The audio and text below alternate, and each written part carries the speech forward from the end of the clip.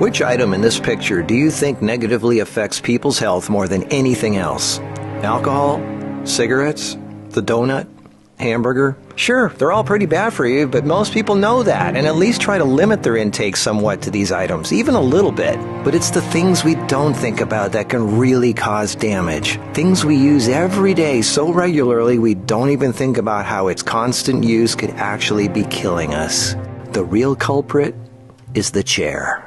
We were given legs for a reason. Most third world cultures don't even have chairs, and they walk an average of 10 miles a day. We in the modern world, on the other hand, spend most of our entire waking days sitting down. People go right from bed to sitting on the toilet, after which they sit at the breakfast table, then they sit in a car as they drive to work and spend the entire day sitting at a desk, only getting up to sit in the toilet and in the cafeteria. Then they sit in the car to drive and sit at the local bar for happy hour. Then when they've had enough of that, they go drive home and spend the rest of the day sitting in a comfortable chair watching TV before they crawl to bed to recover from all the physical exertion that day. And when people go out, they sit at a restaurant or a movie theater. Sitting all day is far worse for you than you might think. A 2010 American Cancer Society study following over 123,000 people from 1993 to 2016 found these alarming results. People who were inactive and sat for over 6 hours a day were 94% more likely to die during the time period studied than those who were physically active and sat less than 3 hours a day.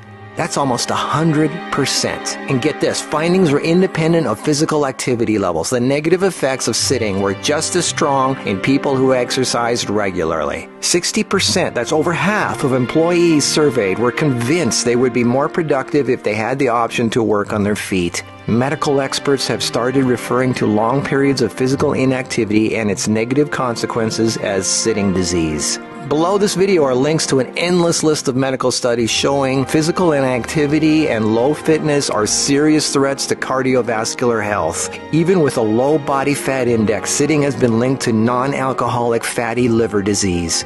Studies showing differences in brachial and femoral artery responses to prolonged sitting. Studies showing reducing sedentary time may protect DNA. Sedentary lifestyle has been linked to depression. How sitting less increases muscle mass. Multiple studies linking diabetes to inactivity and sitting. Cells in idle muscles don't respond well to insulin, so the pancreas produces more and more, leading to diabetes. And how 5 minutes of standing every half hour can improve glucose metabolism and really help postmenopausal women who are pre-diabetic. Blood pressure drops when standing compared to sitting. A Cornell University study found that sitting more than 1 hour induces biochemical changes in lipoprotein lipase activity, that's an enzyme involved in fat metabolism, and glucose metabolism, leading to deposits of fats in adipose tissue rather than being metabolized by muscle.